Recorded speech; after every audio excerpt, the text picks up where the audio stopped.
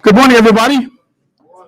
Good morning and welcome to American Legion Post 65, my home, where Jarvis Reddick, who's hiding out here somewhere, is our post commander and tries to keep us all straight, which is a full-time job.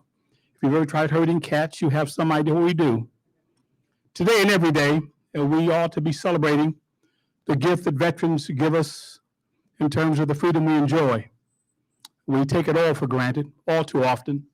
But on at least a day of the year, we take the time to really give them the honor and their due and the respect and time that we should give every day. We have great affection and respect for the men and women who have worn the cloth of the United States military service.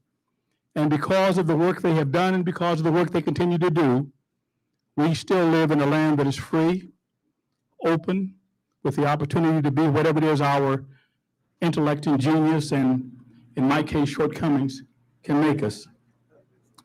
This is a celebration, a breakfast, both here and with a lot of folks joining us virtually to begin our, I won't say Veterans Day, our Veterans Day season celebration, because it ought to be a season. We are going to receive greetings from a good friend of mine, a good friend of this post, a good friend of Veterans Everywhere. He is the co-founder and chairman of the board of Arizona, an organization which has become a vital link and part of providing services to veterans in this state. He is also a veteran of the United States Army and a man whose ability and genius may actually be larger than he is. My good friend and our good friend, Alan Powell, the chairman of Arizona.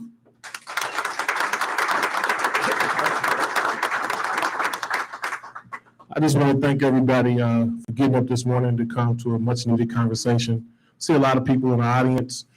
This was a conversation started by me and Commander Heaton, Angel Royes, about the state adjutant, about how could we talk about Afghanistan and how could we talk about our veterans and doing something special for them and having a conversation that's about mental health. It's trying times in America, but a lot of people always say, thanks for your service. But a lot of people don't understand what that really means unless you really served in the military. You're a family member of someone served in the military or a kid of someone served in the military. It's an ultimate sacrifice when you're fighting for your country, but it's also the ultimate sacrifice when you come back home to your country. So we just want to make sure that we really respect Veterans Day, because I think Veterans Day should be 365 days a year, not one weekend. Me and Colonel talk about that all the time. It's great that we talk about these things, but a lot of people don't know a lot about the American Legion. The American Legion is the largest military organization in the country. They have over 9,000 posts around the United States. The American Legion wrote the GI Bill. So, the American Legion stepped up on this event, and I just want to say thank you all once again for really coming up here today. And I want to thank my significant other, Tasia Flanagan, who works for the VA, and now she understands what it really means too, because she works in a caregivers program, home caregivers program. So once again, I want to thank my commander, Jarvis Reddick. I want to thank our adjutant, Felice Winbush, who makes sure she disseminates the information out to all our veterans. We have over 900 members at this post. Once again, we appreciate all our sponsors, APS, Andrew and Amy Cohen, Colonel Wright, with Arizona Department of Veteran Services. And we just want to thank you all because it's really appreciated. God bless you all. God bless the United States of America.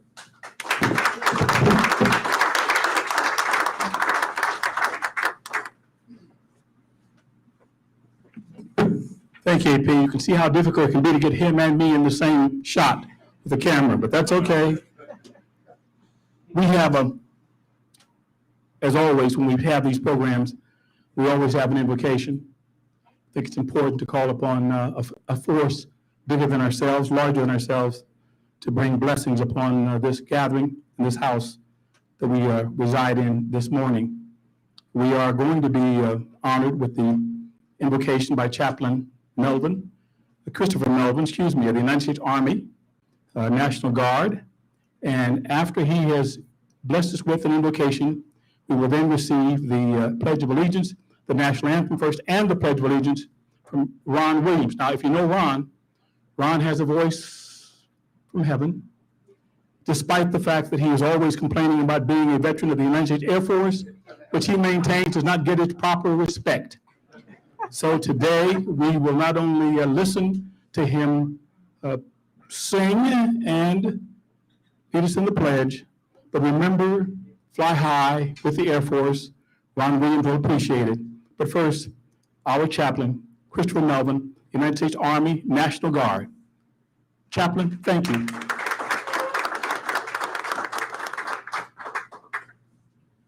Thank you, sir. I'd like to invite you to pray with me.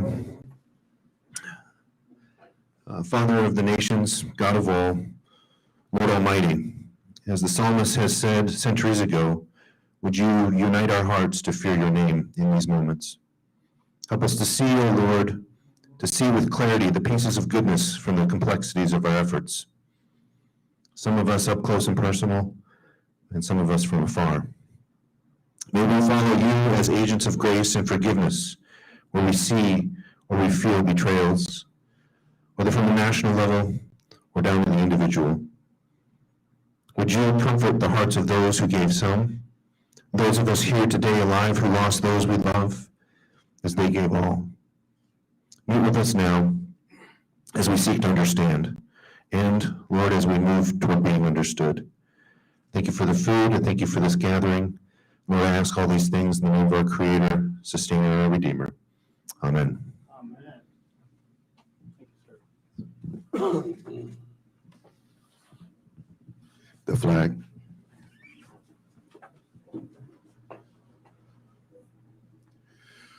Oh, say, can you see by the dawn's early light what so proudly we hailed at the twilight's last gleaming, whose broad stripes and bright stars through the perilous fight o'er the ramparts we watched were so gallantly streaming, and the rockets regular, the bombs bursting in air, gave proof through the night that our flag was still there.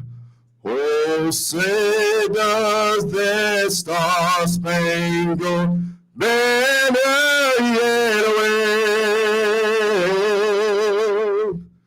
o'er the land of the free and the home of the brave? Join me in the Pledge of Allegiance.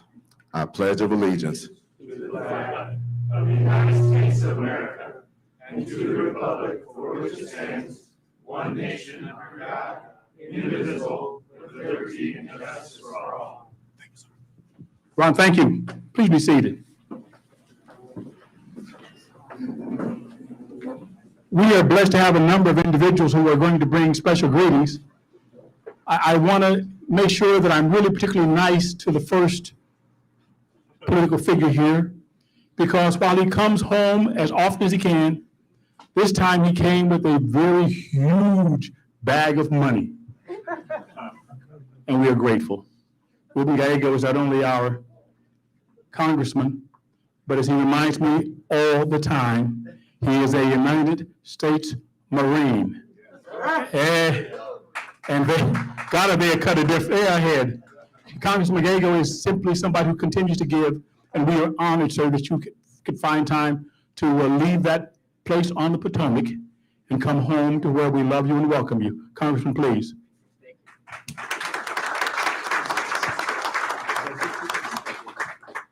Well, it also helps that I only live about 1 mile down that way. So we're gonna make anything convenient, this is convenient. But thank you for this amazing post, for always hosting events like this.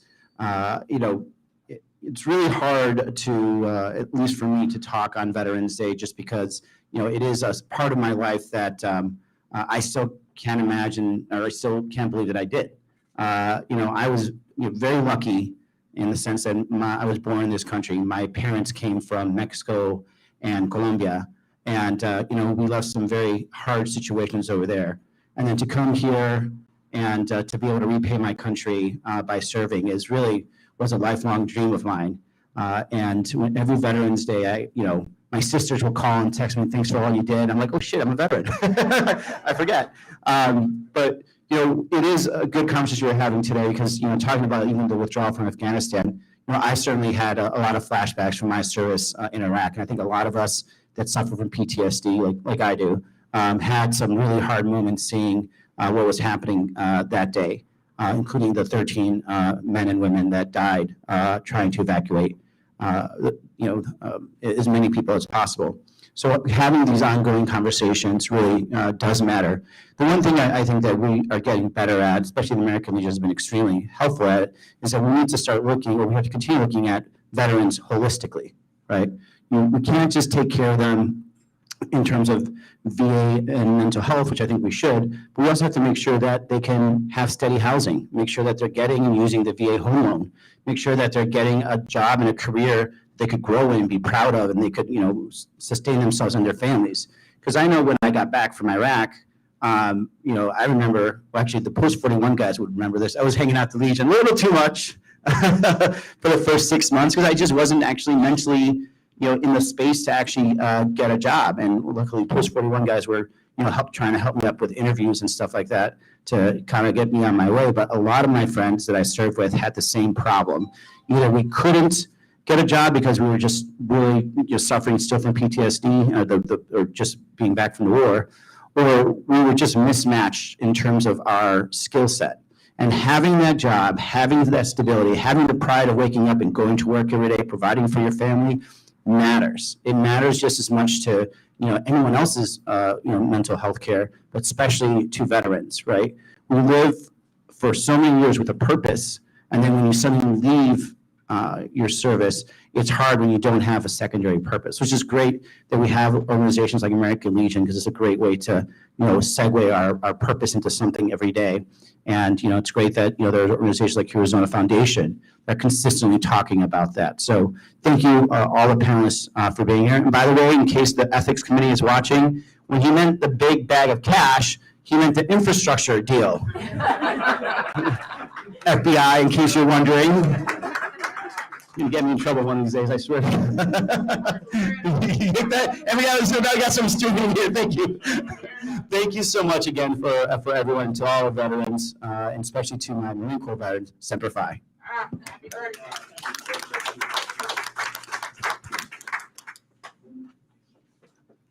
I don't care what the FBI thinks, it's a big bag of money. Our next person bringing greetings represents this area in the Maricopa County Board of Supervisors now. Steve Gallardo, who is our supervisor, is here so often, many people have come to believe he is actually a member of the post, which he may very well be.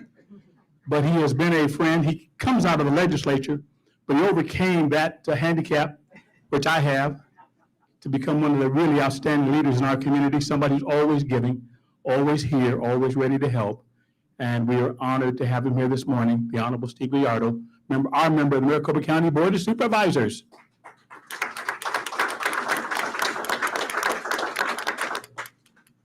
A little handshake. The politicians, you got to trust them, guys. Find me a little one and I'll hug them and hold them as well. That's what politicians do. Isn't that right? Mr. Hamilton? Absolutely.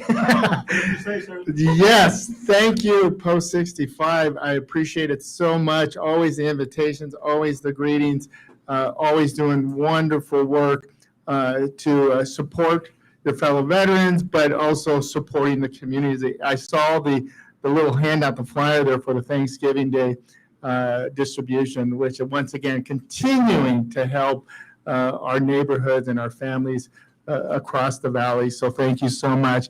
The congressman, did he step out? Thank you. Did he step out? Oh, he's talking back there. But yeah, couldn't be more excited with the infrastructure bill coming through. Helps us all, as well as not only the infrastructure. It's many of the bills that have come in to help us get the economy going, be able to help our neighborhoods, our veterans, particularly during this whole pandemic.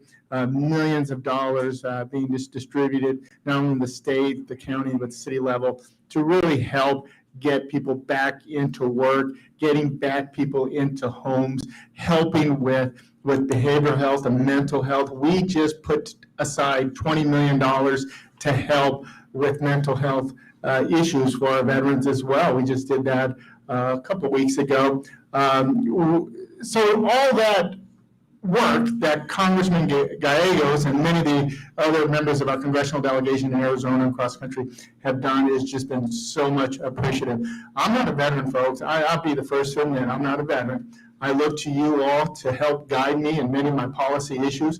We need to be educated. We need to continue to be educated.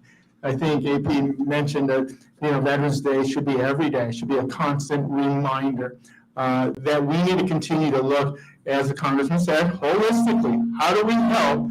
If there's a veteran out there that is homeless, we should do everything we can to put an end to it. How do we stop any veteran or anyone from being homeless? If there is someone in the verge of losing their home, how do we stop it? How do we keep them in their home? If we have kids that are going to school without eating, how do we stop that? How do we make sure that these kids that are going to school have every instrument needed in order to be successful in a classroom? How do we address the challenges outside the classroom in their neighborhood? These are the challenges that we all need to work together. And so when it comes to particularly veteran issues, that's where I turn to you all, when I turn to all my legions to say, hey, what is it that we can do as policymakers to address some of the challenges that many of the veterans face? I couldn't be more excited to be in any post, to be able to talk to veterans, to sit down and have breakfast and engage and have these discussions, because that makes me not only a better policymaker, but a better American for the most part, to really understand all the needs. And that's why Post 65 and the work to bring everyone together, have these types of breakfasts are so important. And that's why I totally agree with you, AP. Let's have Veterans Day every day of the year. Let's continue to have these dialogues. The one thing I do want to say, and I'm not trying to get political, Mr. Hamilton, but one of the things that we continue to thank our veterans is they have definitely gave the ultimate sacrifice to protect our freedoms and our liberty, but also our democracy. And over the last year, you all seen in the news, it's just a lot of headlines after headlines on the 2020 election. And regardless of what side you're on politically, regardless, the end of the day, I think the one thing that we can all agree on is the importance of protecting our democracy. That is what America is about. And I would hope everyone would join us to be able to say, we can do an election that is fair, secure, and accurate. And we will do everything we can to allow every American the right, the most fundamental right, to exercise their right to vote. And that's what veterans have fought for year after year, protecting our liberty, our freedom, and our democracy. Thank you, all of you, for everything you have done. The ultimate sacrifice. God bless you. Once again, thank you, AP. Thank you, Mr. Hamilton, for the invite. Thank you, Supervisor.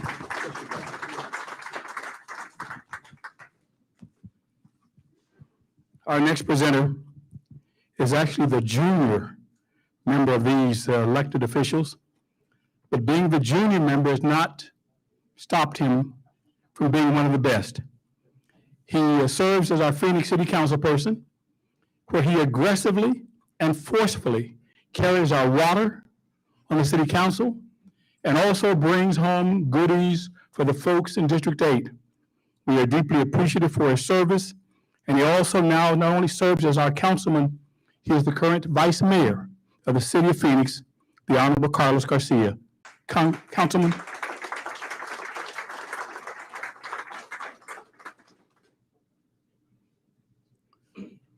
Be nice to him, he's doing great things for us. Thank you so much. Thank you all so much for being here and having this great morning, this great breakfast, this conversation. Looking forward to listening to how we can support as a city. My path to being an elected official came through the social justice movement. And I was a history major while I was at school and studying both civil rights leader, some of the folks that from home, a lot of what came from this, a lot of what happened during the social justice movement was veterans coming home. Because even though we all say, thank you to veterans, once that uniform comes on here on the south side or the west side, folks are still black and brown and have to deal with the same conditions that they dealt with before they left, and they're coming home.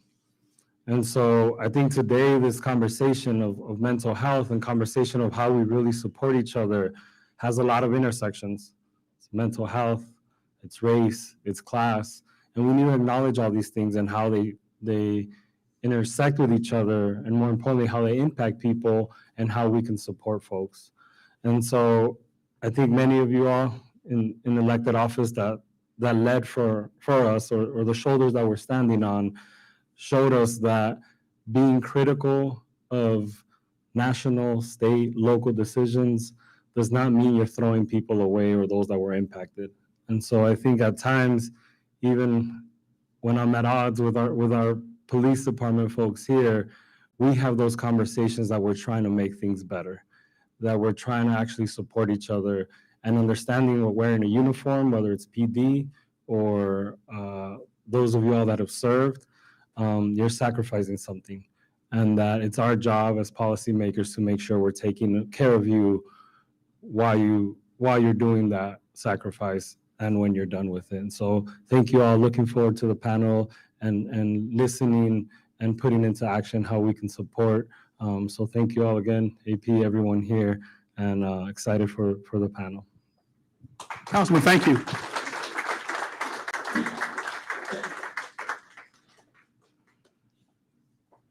Our next speaker, by his very presence, pays a high honor to this post on this Veterans Day celebratory season breakfast. Our esteemed honored guest is the commander of the American Legion Department of Arizona and the United States Air Force, veteran.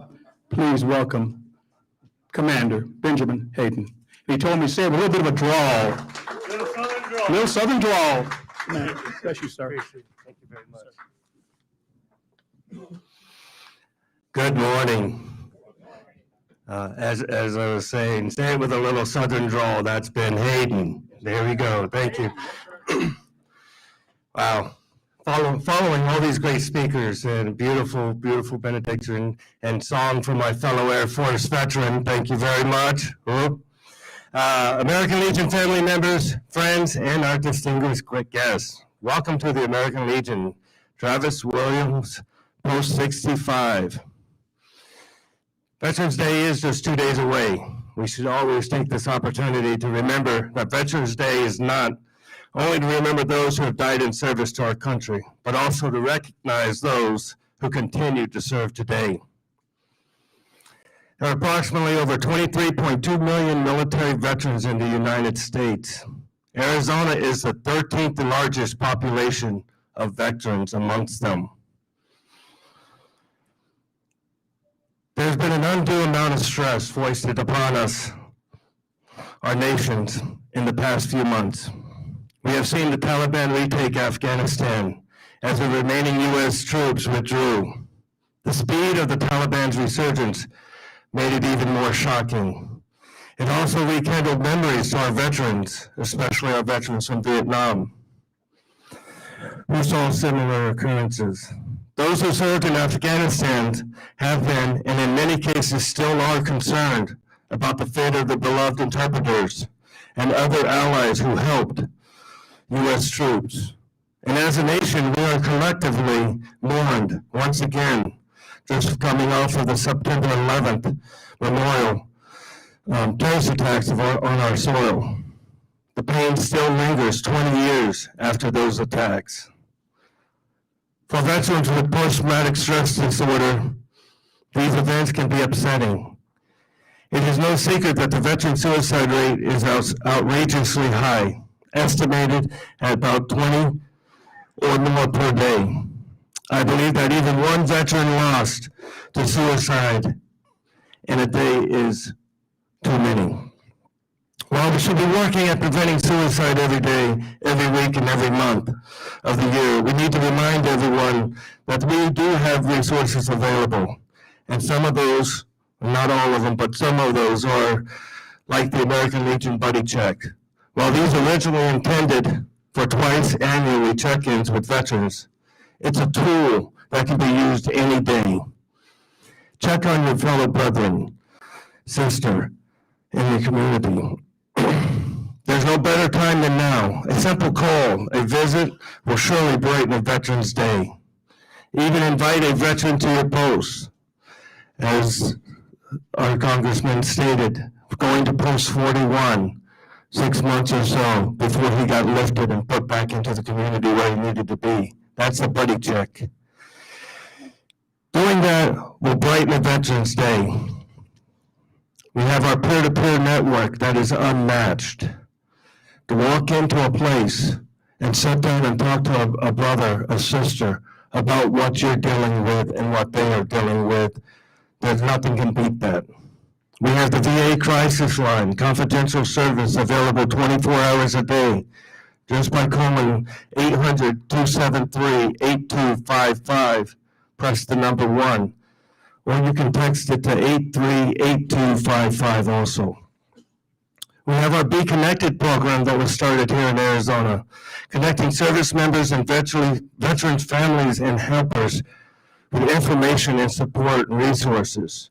And that number being 1-866-429-8387. Those are just a few that are out there. There are many, many more. Whether you are a veteran, current service member, family member, or other supporter, we can make a difference working together. Get to know the warning signs and act swiftly. If we all work together as one team with one goal, having one heart and one soul, to shine a light during a veteran's darkest moments, we can and we will reduce the alarming rate of suicides. Thank you for what you do every day for our nation, our members, and our communities in which we serve. And God bless the United States of America. Thank you very much.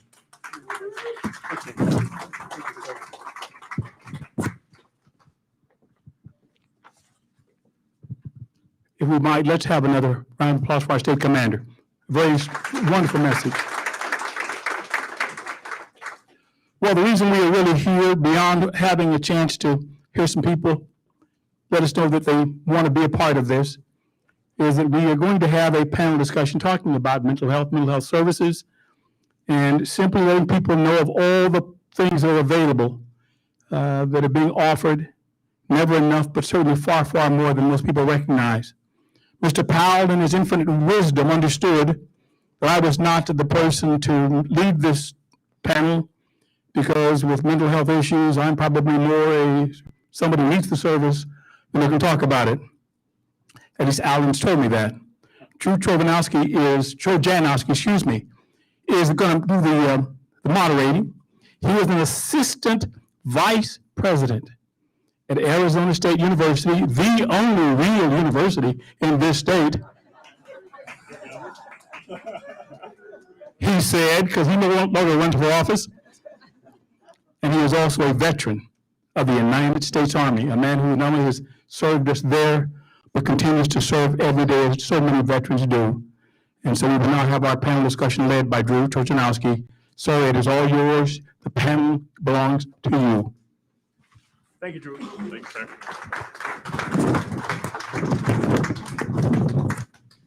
Good morning, everybody. And so let me just talk for a second like this because I seem to be louder than the microphone. If that's all right.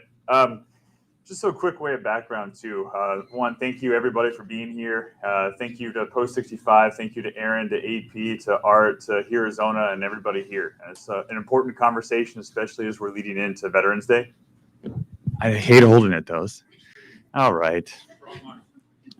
So, and just to a quick way of background, I'll introduce myself and then ask the panelists to introduce themselves as well. But my path to get here was I served in the U.S. Army, deploying both to Iraq and to Afghanistan. And when I came back to Arizona, my home, in 2013, I had gone to the VA, and it was a challenge, to say the least. And I was on a small team. There was 12 of us, and within the first, 2 years of everybody coming back, we lost 3 people on a 12-man team post-deployment, suicide, overdose, things like that. And so it became this challenge where I didn't understand how we couldn't do better. And it set me on a path to figure out how can we do better, which then landed me working for Senator McCain in his office. And I got a chance to meet some of the panelists that are up here now, and went to DC. And then I went, and by happenstance was able to work in the administration and work on veteran policy. And so all I would ever do is advocate about what Arizona is doing and how everybody in the state is working as hard as they can and leaning forward. And I was able to stand on the shoulder of titans to explain the prowess, the power, the amazingness that Arizona is doing in this critical, challenging fight that we have. And so I wanted to, one, just give you guys that quick background on myself and explain that this is an important conversation. Arizona is leading this conversation in a lot of ways. But then also want to turn over to the panelists to quickly introduce themselves so we can get into a series of questions. And with that, Wanda.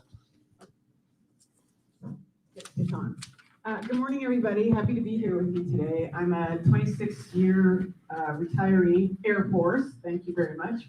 And I loved every day of it. I am the director for the Arizona Department of Veteran Services. Governor Ducey appointed me almost 7 years ago. I can't believe the time has passed. And I love it. I want to stay here forever. And I'm thankful to be on this panel because I think today is a really good day for outreach and education. Good morning, everybody. I'm Dr. Kara Christ. I am the current Chief Medical Officer at Blue Cross Blue Shield of Arizona, but previously I was the Director of the Arizona Department of Health Services. One of the key things that we were working on as a priority in our Arizona Health Improvement Plan was mental well-being and mental health, and trying to connect people to services. So thank you for letting me join you today, and I'm looking forward to hearing from the other panelists.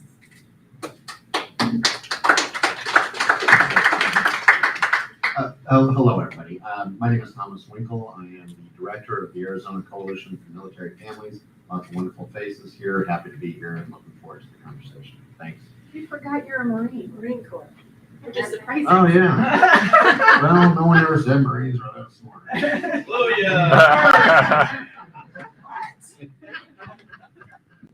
He said it. You got to give me some push-ups for that. Good morning, everybody. Thank you for the opportunity to be here. My name is Shiloh Catlett. I'm a licensed clinical social worker at the Phoenix VA. And the program that I'm with, I'm actually the program manager for the post 9/11 military to VA case management program. Very long name, but back in 2003 was the OEF OIF OND post deployment clinic.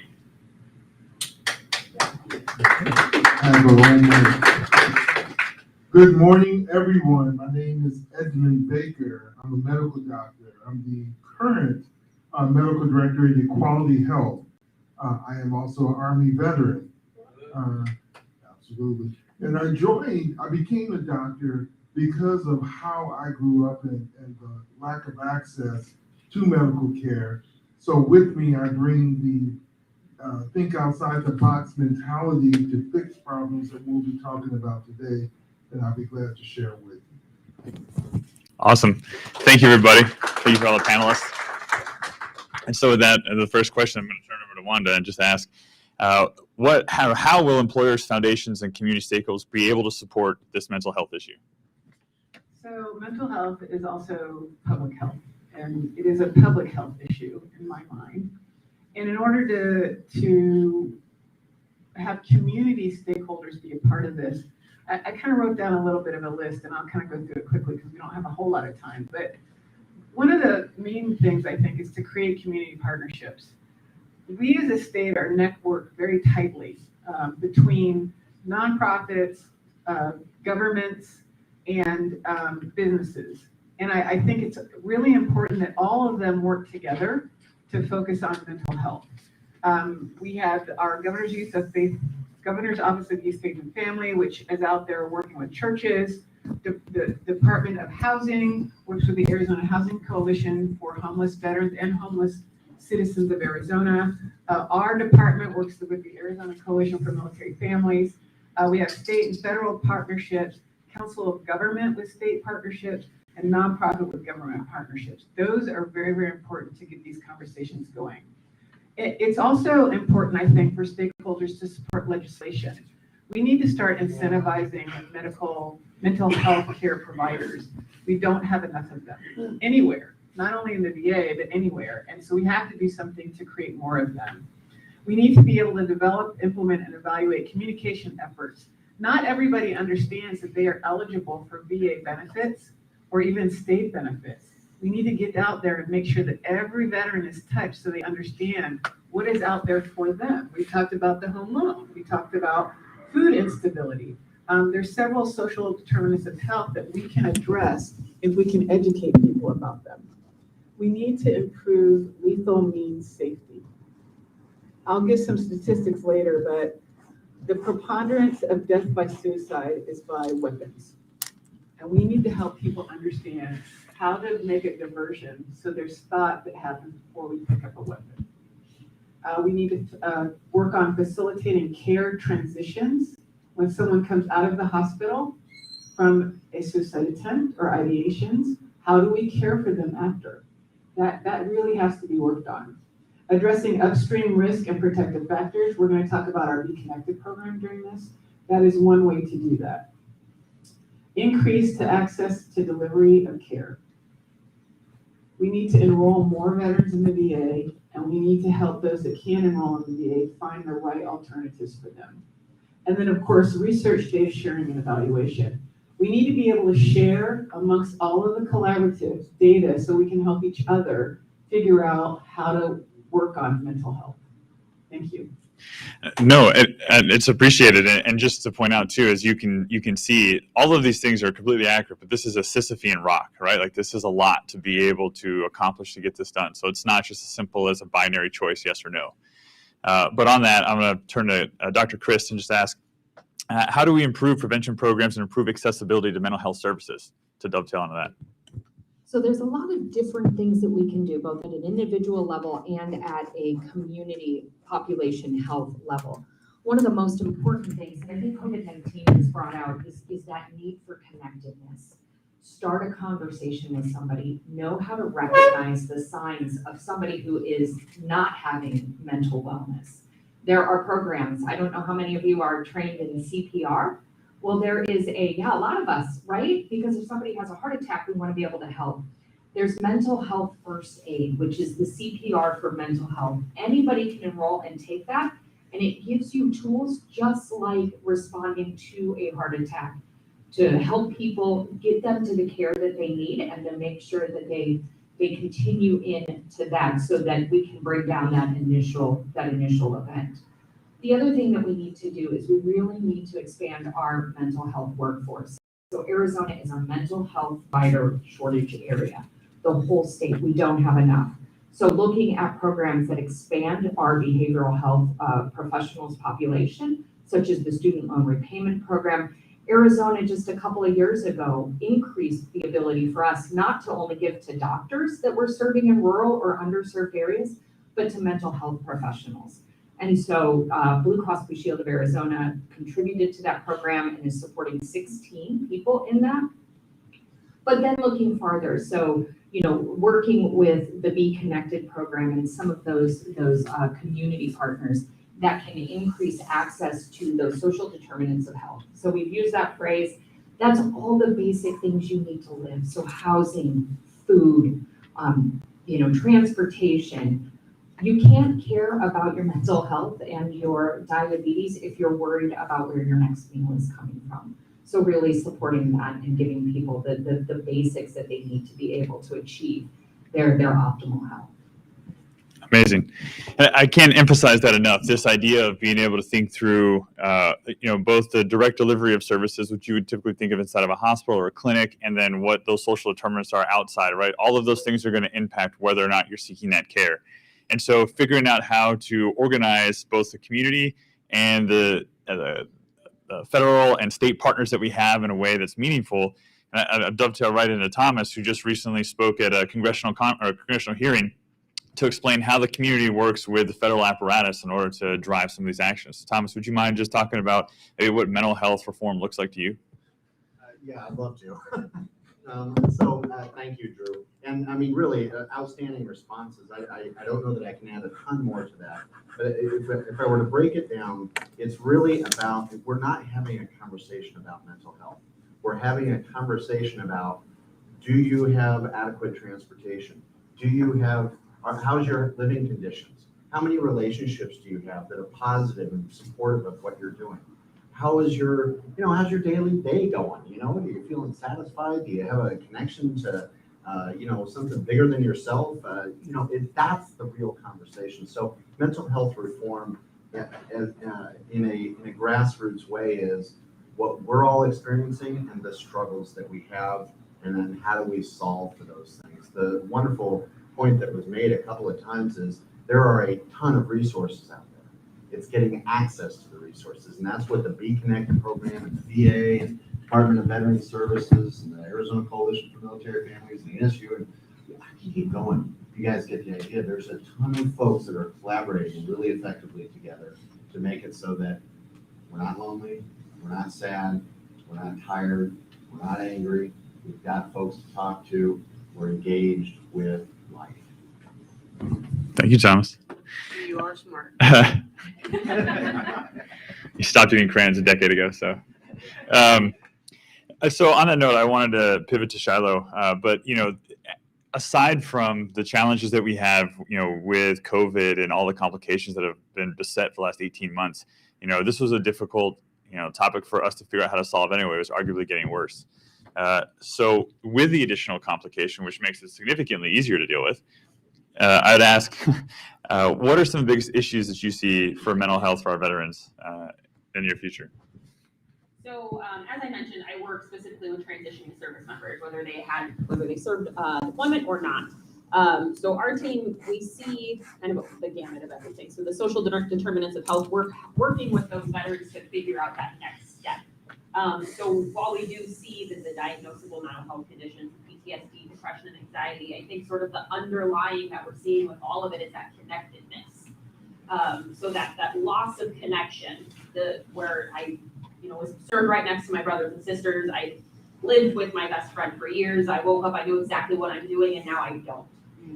So being able to address that new mission, that new purpose, what are your values, and really identifying what that is. So I think working with those veterans to identify what is important to me now. Because if someone joined when they were 17, they were told up until that point what is important to them, whether they were raised in the church or school or with their parents, those values were kind of given to them. And then in the military, everybody has those values that they've been following. They join for a reason because they agree with most of those values. And then now they get to decide what is important to them. What does that next step look like? So while we do address the mental health conditions, since you did ask what are the biggest ones, so PTSD, depression and anxiety, insomnia, sometimes the substance use, if we can't get those initial ones under wrap. I think the big thing is that connectedness, that mission, that purpose, and as Congressman Gallego talked about, that holistic approach, and everybody here has talked about, is that can we address those, the housing, the food, the employment, the relationship concerns, so that we can also then address the mental health issues that are being brought up. Absolutely. Yeah, it's fantastic. And then Dr. Baker, in a similar vein, but as a continuation of that, I was going to ask, how do you help people overcome the shame about having mental illness to be able to talk to them about who and what people can help? Well, I believe in keeping everything simple, and that's just through normalizing the mental health issues. You know, we do a great job in this country of putting people in boxes, right? And what we have to understand that everyone is on a continuum, right? You're only one step away from having trauma. You're only one step away from being depressed. You know, when you look at, I grew up in Detroit, and I'm an Army veteran. And some of you guys that served in Afghanistan, Iraq, you know, you've been shot at. That's PTSD, right? Without a doubt. Well, guys, I was shot at 6 times living in Detroit before I even went in the Army. Right? So just think about it. Your people next to you are living with trauma that they don't even recognize. Right? This is normal. And we have to normalize these things so that we can accept everyone on the equal playing field. So through normalization, you can better get people to be part of the community and feel part of the community. Absolutely. I'm going to pivot back to Thomas and to carry off of that, or piggyback off that, if you will. What are suggestions that you have for talking about suicide and mental health with people who still attach or see a stigma with this topic? I know. Wonderful question. Thank you, Drew. As far as the stigma is concerned, really what we're talking about, we all have it. We all have a certain stigma. You know, we all think things that are not fully aware, not fully connected. They're based on fear, anxiety. You don't want to be thought of anything, you know, perceptibly less than a full, capable, wonderful human being. And the reality is that even with the most severe post-traumatic stress, you are still a wonderful, capable, amazing human being. So we've got to really challenge those beliefs. There's a wonderful kind of phrase out there that's floating around, and I hope it floats around a whole lot more. And that is that it's not what's wrong with you, but what happened that gets you to those types of behaviors. What happened in your past, or what is happening now, and that is going on for you, that is the reason why you're reacting and responding in this way. And that is a whole different mindset. And it's a really important mindset because it directly challenges the lack of understanding and the other various beliefs that support stigmas. Absolutely. Absolutely. To Wanda, I wanted to ask, and again, we're just going to continue to kind of like hammer on this point to some degree, but how do you connect with others that are considering suicide or have already lost somebody? So it's sort of two different questions. All right. So considering suicide, we recognize, like we've all said, there's probably some considerable trauma going on there, and it might not have, it didn't happen yesterday. It's accumulation of trauma, and you don't want to be afraid to address the situation. Someone was just giving me an example. If somebody comes up to you and say, I want to commit suicide, I want to kill myself, that's a frightening statement to anybody. And how do you react to that? And so I think that the important thing is to understand the resources that are available. We've talked about Be Connected. There's a number and a website. You can call the number if there is anybody out there who sees a veteran struggling and needs instant help, they can call. And if it's a crisis, they will transport you right to the crisis line. We also have, obviously, the veteran crisis line that's available. Education and training, I think, is really important for those who have lost someone and for those who are dealing with someone who may have tried to commit suicide. We've already kind of talked about mental health first aid, but the Psych Armor has a series of education on mental health. Applied suicide intervention skill training, ASSIST training, is really great training. the Columbia training and the QPR are all a training that can help anybody kind of understand how to deal with and connect with people. Now, when someone has been lost to suicide and a family is trying to deal with that, the Tragedy Assistance Program for Survivors, I truly believe in, is a great program. And they support the family after something traumatic like that has happened. And so, like we've all said, there are plenty of resources out there to support those who are in a mental health crisis and are on the verge of trying to die by suicide, and as well as to help family members. But I just read this from someone who dealt with somebody who was super struggling, and they said, in the minute, you have to listen. Somebody comes to you and they say, I don't want to live anymore. You need to listen to that. Tell them that you want to hear their story. If you suspect something's already in action, like drugs have already been taken or alcohol, call 911. But if you don't suspect that, keep the conversation going. It's always an accumulation of things.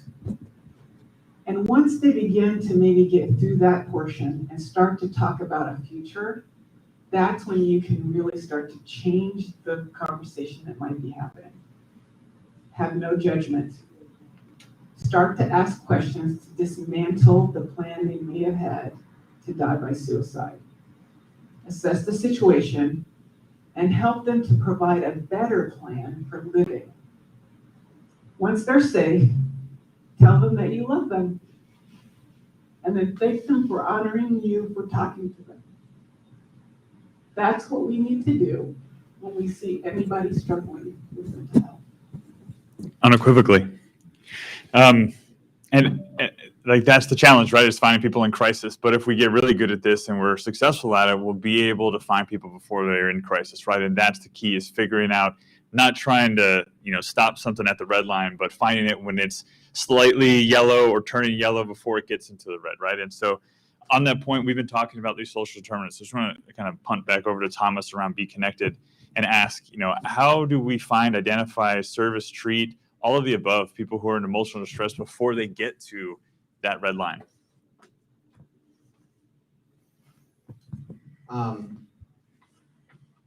We act as a family, we act as a community, and each and every one of us is responsible.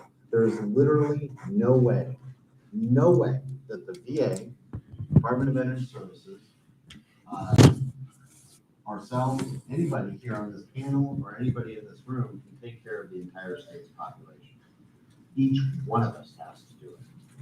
Part of our success at the Arizona National Guard, when we were able to drop the rate from its highest rate ever for 3 successive years to 0, is because we burrowed the training and the expectation down to the fire team level, that they will check in with each and every one of their service members between drills. I guarantee there were folks that were supported during that period that ended up not dying by suicide, but ended up progressing and working through some of the issues that were plaguing them at that time. So that's why it's important that literally every veteran is working off the same page. The department and ourselves have a campaign this year, Connect Every Veteran. Really important, because that's the only way that we can do it. And all everybody has to know is a little bit of information. 1, there's resources, and which means hope. And 2, exactly what Wanda just did, and demonstrated love, care, and support for the individual, and walking alongside of them. Absolutely. To zoom back out a little bit, Dr. Chris, I wanted to ask you, what are clients, colleagues, and teams struggling with the most this year in COVID pandemic, and as they support clients with increased emotional distress? So I think just like everybody has mental health as part of our just being a whole person, right? And so a lot of this, as healthcare providers and as frontline workers, have been, trying to help those who need help. They've had their own mental health challenges. I mean, feeling disconnected from their loved ones, feeling disconnected from their community, but the fear of still having to serve and provide, treat people with COVID. So there are a lot of, there's a lot of struggles throughout the entire community as we look at COVID-19. And I think that that underscores the point, you know, all of us have mental health, just like all of us have physical health. And really what we need to do is integrate that from not only a healthcare perspective, but a community perspective, and look at treating the whole person. Because you can have great mental health days, you can have bad mental health days, just like you can have the flu one day and feel physically fit the next day. So recognizing that as part of, you know, treating and working with the whole person. Absolutely. Wanted to punt over to Dr. Baker and just ask, you know, how do we, on that note, like how do we prepare for even more mental illness in the country this year? Well, that's the $1 million question. So, of course, I get that one. You know, the problem is we talk about mental health today, but it only lasts one news cycle. Everything in this country lasts one news cycle. But everything we're talking about has been there since everyone came home from the military, right? The same depression issues, the same PTSD, everything has been the same since World War II, even probably beyond. But we only let it last one news cycle. We have to keep it in front of us. I had a pathology teacher, Dr. Abrams at the University of Michigan, who taught me, keep them on the horizon. As long as that person you're caring for is in your view, you remember them, right? They're your battle buddy. Everyone remembers battle buddies, right? They're your battle buddy. Keep them in front of you. If you let them outside your view, you will forget them. And then to educate the public. You know, the medical community does a terrible job of not just educating our patients, but educating the public. And that's because we have so many fires to put out, you know, that we're constantly trying to focus on many different things, but we have to be better at educating everyone to recognize when they see depression, when they see anxiety, when they see people who are at risk for suicide. And remember, we're all on a continuum, so we're all at risk. So identify your battle buddies and keep them there on the horizon. Couldn't agree more. You know, and to the point that you were making earlier, with trauma that exists from the neighborhoods that you grow up in, the challenges, you know, the increased challenge that only exists in a news cycle, it's Veterans Day. So pejoratively, the country will have a conversation this week about it, and the following week we're back to whatever the topic of the week is, and we continue to kind of move on. And so, and I guess maybe this is a question for the entire panel, which is, you know, as these challenges don't seem to go away, but veterans are the most, I wouldn't say the most obvious, but they're the demographic of the population that people understand. They go through traumatic events, they get bonked in the head, they have these, you know, either emotional or physically traumatic events that cause an additional layer of help. And it becomes this, if we can solve the problem here, it can then, you know, matriculate to the rest of the public health domain. But this was going to require an army of people. So to the panel, the question is, what do we do with the shortage of mental health practitioners, clinicians, all of the above in order to serve a population that is now writ large country? Well, I'll start since I have the mic to face. First thing first is there is a shortage, and there will continually be a shortage because COVID has done an amazing thing to the medical field. And that has shown us that we have mental health issues as well. We get tired, we become anxious, we become depressed because we're dealing with completely stressful situations for the past 2 years. So that's number one. But number two, we have to equip our primary care doctors better so that they can recognize and be willing to treat some of these mental health issues when we can't get them in to see psychiatrists and counselors. Okay, and then that also goes to the faith-based community as well. We have to make sure that we educate our pastors, our bishops, our community leaders, and so that when we fail and when we get too full, there's someone that they can go. So we have to work as a community to fix this. I'll jump on that one. To continue that, we do our primary care providers, the mental health providers, I think it's everybody, providing education and support to everybody, because as the Arizona Coalition of Military Families once said, there's no wrong door, right? We want to be able to open any door and that veterans can receive resources or support at whatever door mat they're standing on. So that's educating bartenders, that's educating servers, that's educating brothers and sisters, actual family brothers and sisters. I don't know how many times I come in on a Monday to work and my chief of social work says, hey, so I took a Lyft this weekend. And it's always, I met this veteran. The veteran was driving and he has these questions, will you follow up? She is there with her phone number and willing to hand it out to everybody. There's been many times I've taken lists and I see the hack sitting there on the door or on the dash there. And I just bring up, oh, I see you're a veteran. Thank you so much for your service. Let them know I work at the VA. Then I ask questions, right? Do you have any questions? Is there anything that I can help connect you to? But providing those education and that resource, the assist training, making sure everybody is aware of that, gas attendants, Target store clerks, everybody, and teach them the signs, something to look for. Maybe somebody's not making eye contact, just asking that question, hey, are you doing all right?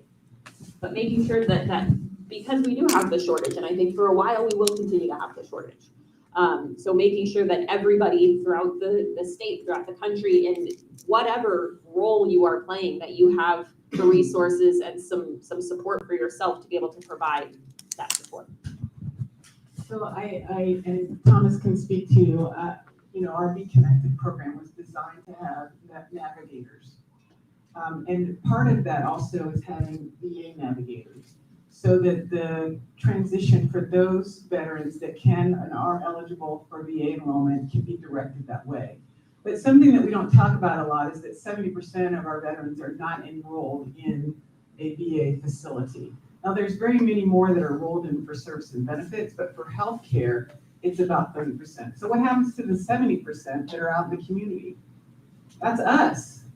We have to help them. She mentioned, bus drivers and librarians and postal workers and the children's school teacher. And all of those people can have training that can make them navigators to know what to do when the time is needed, right? No wrong door, she said. So I think it's really important that we do understand that, even though we want veterans to go to the VA, because that is the veteran healthcare system in my mind, there are a lot that don't, and we need to be sure that we are there for them and that we have the right resources for them.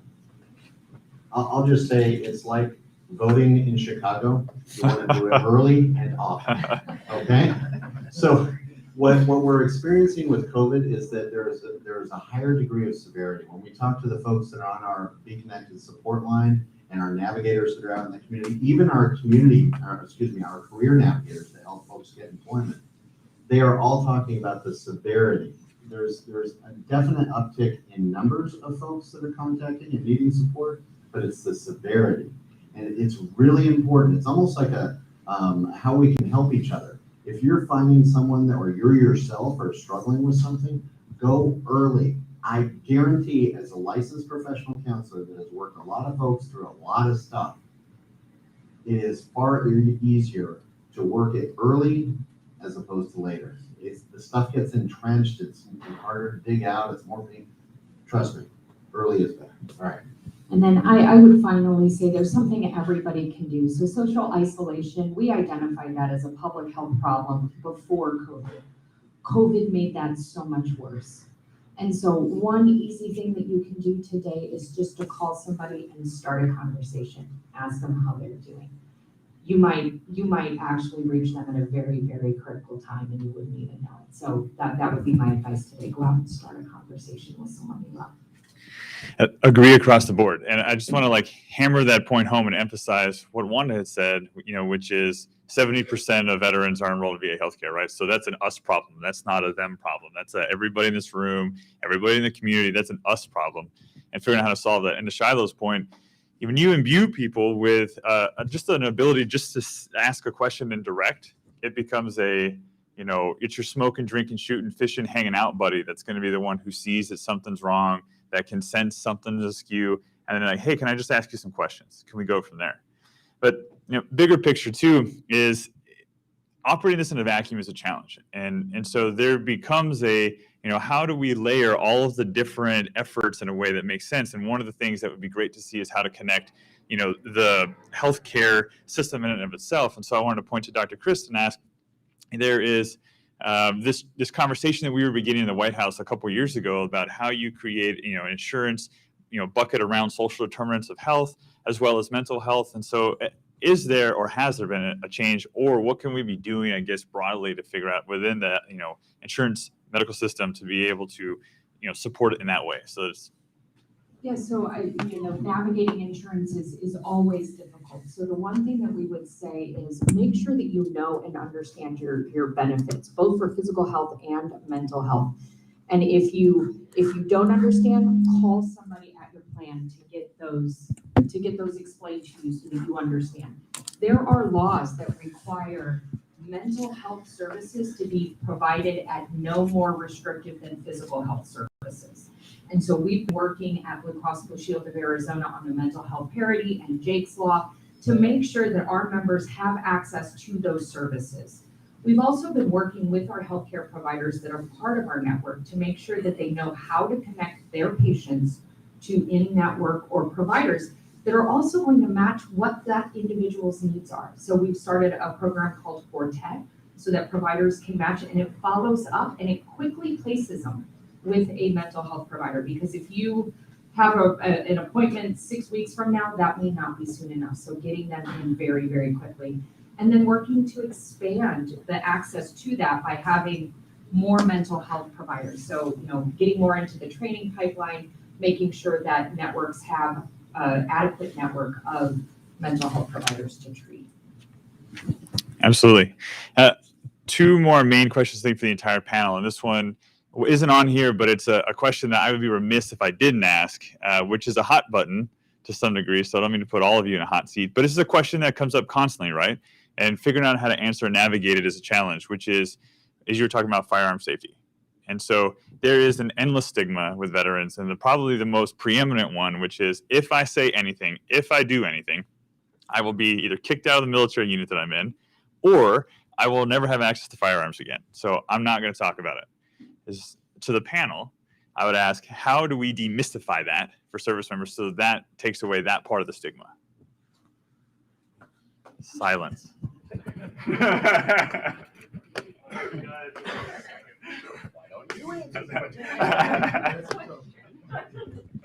So I'll start by, it is definitely a difficult question in that when we start to talk about the Department of Defense as a whole, it's the largest federal government in our nation, VA being number 2. So they're so large, trying to make sort of legislative change or even sort of administrative change is very, very difficult. I think at least for veterans, it's a little easier in respect to, as a State Department, I can sort of create programs that can walk around those kinds of things.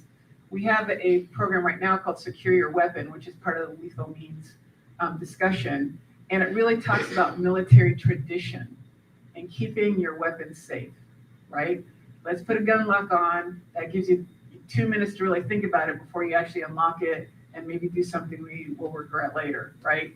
So I feel like it's easier on the veteran side. I would hope that, like the doctor said, we could normalize this conversation even in the military, where, the National Guard was a great example of that. They embedded communication so deep within their organization that no one was afraid to come forward to talk about the struggles they were having.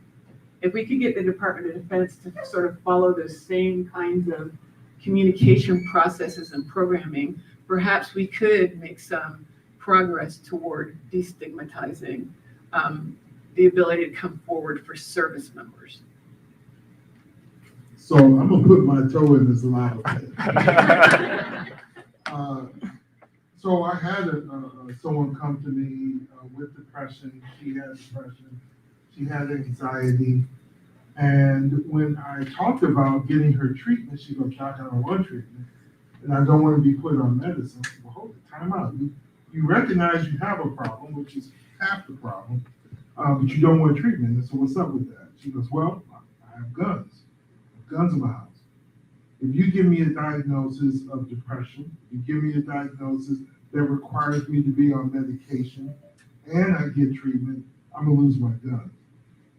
So I didn't know. So I looked it up, and there is some laws out there that would preclude people with certain diagnoses.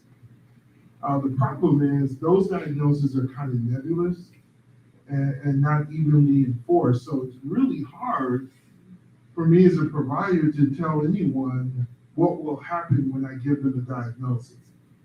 But what I tend to do is tell them what would happen if I don't. I talk to them about what happens to untreated depression, what happens to untreated anxiety, you know, what the risk of suicide are, what the risk of those non-treatments are, and start a conversation with the person, and hopefully over time, we can come to an agreement and work slowly towards treatment if we have to. So that's the best I can say. I think from a command level, yes and yes, but from a, I think. Come on, Marine. There we go. All right. From a command level, it's just incredibly important to have appropriate messaging. So in the National Guard, there was an actual policy that was put out that said you will not be kicked out of the Arizona National Guard if you come forward and have an issue that needs to be worked on. Turns out it's a mental health issue or whatever it happens to be. There was a great colonel in the Marines in Marine Corps Air Station down in Yuma, and Colonel Cuckuck, and he had made similar statements like that to all of his Marines. It takes that, and it takes reinforcement of messaging. Now, some of the nice things that they did do is they said, when you're having a hard time, we're going to get together, we're going to have a conversation, your first sergeants and whoever, and then we're going to put your weapons, if you're okay with it, into the armory. They're going to be perfectly safe. They're yours, and as soon as everything is good to go, then we'll get them back to you. You know, but that's a conversation that's happening with the service member, as opposed to, we're going to take your guns away. And then he was able to communicate to other service members, you know what? They didn't take my stuff away. I've still got a job. I'm going to be able to continue with my career. That's how you start to do these types of things. But I think it takes, honestly, brave commanders to be able to do that. Agree. Yes, I can tell you terrible stories. Whereas less than brave. So the final question, I guess, again, to the entire panel is, there's been a slew, and me coming from DC recently, having participated in it, you guys as well, just on a committee hearing, Thomas, like there's been a litany of, legislation that's come down. There's funding that exists. There's programs that are out there. And in this kind of sea that turns into almost white noise for veterans who are struggling at the ground level, at the policy level, at the state level, there are all these things that are happening. But how do we weave these things together? And/or are there, as a second part of that question, are there any policy challenges that have yet to be resolved that still could be resolved? So how do we bring the mountainous amount of programs that's done to make a cohesive program on the ground? And then big picture, is there anything left that needs to be overturned?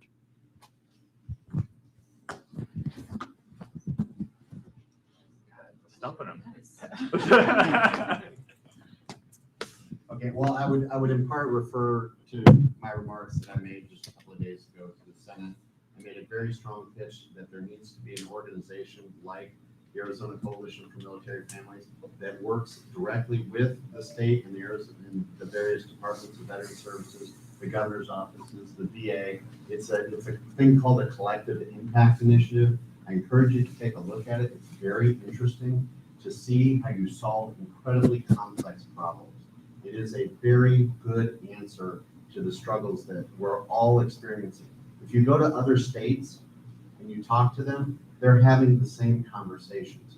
The difference is that they don't have a cohesive team of individuals with ASU and everybody else that's working together collectively and collaboratively in order to be able to solve the problems. Problems are difficult. Problems are hard. That's why they haven't been solved yet. And no one organization can do that. The VA has said that a bunch of years back, and we've all benefited because they took that attitude. It's a fantastic way to go, and I encourage more people to take a look at it and fund it. And there are ways of funding it that are already on the books. They just need to do it. Thank you. You know, when AP asked me to do this, I didn't know I'd be sitting for another exam. I feel like I'm taking another MCAT here.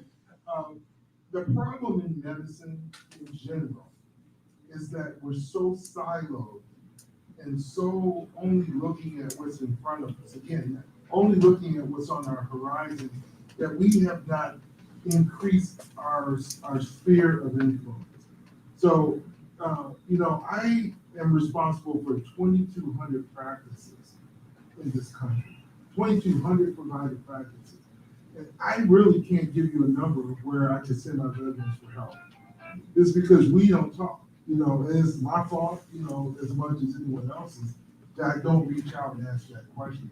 So I think we have to be more, again, of a community, not just us as a community, but the medical community needs to be a better community and stop working in these silos. And I think one of the things that's missing is the resources and funding to really address preventative services and how do you address these issues early on. So a lot of money in healthcare is going to the actual healthcare, but when you look at the impact that actual healthcare has on your overall well-being, it actually only accounts for about 10% of all of the things that make up your total health. So what we need to do is shift some of those programs and those resources to early identification and prevention programs so that people can be identified early and we can save them from a whole host of bad outcomes by addressing them early on. Yeah, I would just say to your point, it's almost kind of like how we have wildfire season, right? Where you do a lot of brush clearing ahead of time so you can try to knock down the amount of wildfire you're going to have. It's really hard to fight it when the entire forest is on fire. It's hard to mount resources. Similar, right? You can't find a person in crisis always and solve it there. You need to find a way upstream and be preventative, and it becomes this empowerment in the community. Sorry. So one thing that we addressed today was just the lack of providers, and I think that's a huge thing.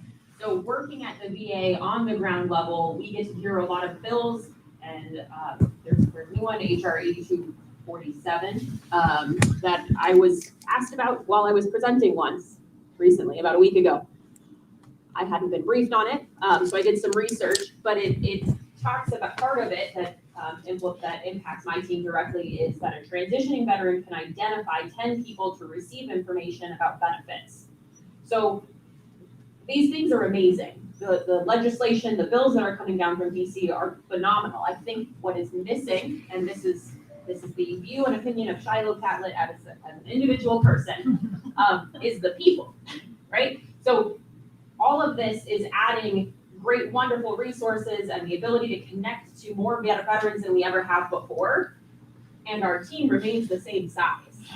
And then there was the mental health, the executive order for transitioning service members with mental health, that if a transitioning service member is not eligible for VA healthcare, part of that 70%, they don't meet that eligibility requirements, but they will be eligible for 1 year of mental health after their discharge date. Not a lot of people know about that, right? I'm sure lots of people in this room had no idea that that existed, right? Okay.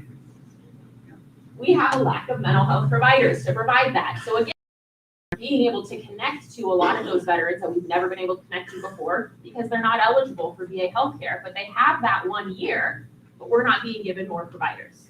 Again, this is Shiloh Catlett's soapbox as an individual person.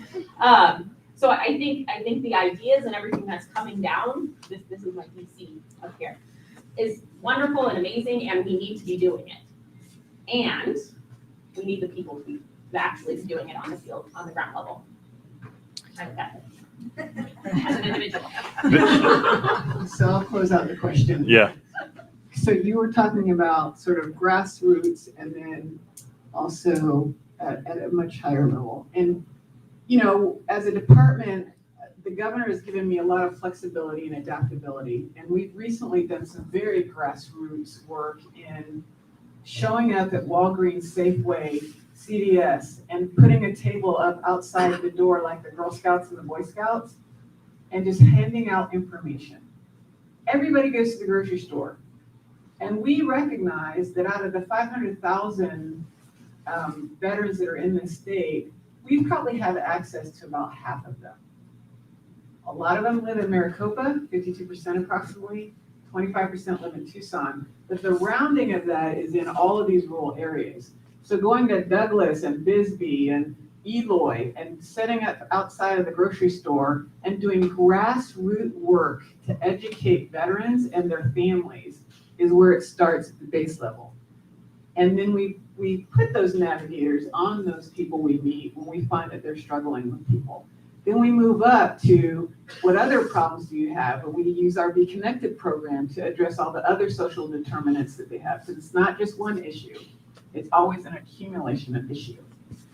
And then it's incumbent upon me or my department to deal with VSOs and help them understand legislative agendas and advocate for them. I work with our governor to also work on legislation. I try to see our senators fairly regularly to comment on whatever they're working on. And then I try to be a presence at the VA regularly at the headquarters so that I can talk directly with the secretary and the deputy secretary on the issues I see. I'm a big advocate for women veterans because I think they've done a dismal job in our healthcare. And so I'm always spending my feet about that kind of stuff. But I feel like that's how we escalate all the way up to the top and do the work that has to be done to get some of these gaps filled for veterans. Thank you. I couldn't agree more. And this is what is made abundantly clear, right, is that this is a community effort. This is all of us together working together. It's not just one organization. It's a tapestry of everybody, the VSOs, state agencies, insurance, the VA itself, the community providers, right? It's this amalgamation of all of us working together. So on that, I want to say thank you to the entire panel. You guys were amazing today, and thank you for answering all your questions, and a round of applause for them, guys.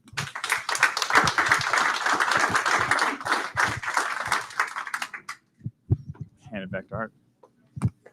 Thank you, sir. Thank you, sir. Incredible panel. Great job.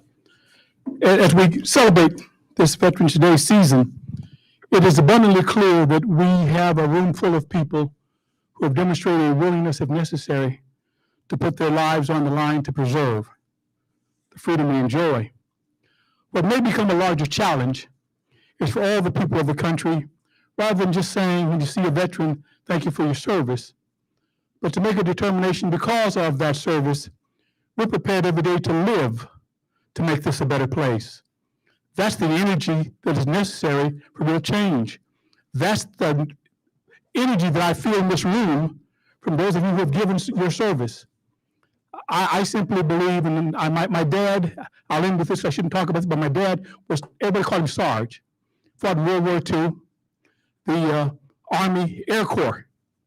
And what he taught us was that too great a price had been paid to make sure that the freedoms we enjoy were secure, just to do good enough.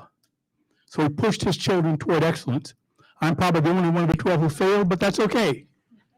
But the reality is we ought to every day, not just merely thank those of you who have served, but demonstrate by our service back to the country every day. We appreciate the ability that we have because of the freedom bought with your sacrifice, with your risking of your lives, and with every day and everything you do, striving to make it better for all of us. I salute you all on behalf of all the folks who are here and all the folks who are watching us. Everyone wants, I let everybody know that find yourself a veteran, put your arm around them, thank them for what, in fact, they have risked and given to this country, but more importantly, every day you live, waste not 1 minute in degradation of the freedoms that have been purchased at the price of blood and treasure and lives lost, both physical and otherwise. God bless you all. God bless the United States of America, and may we always make it better by our own sacrifice.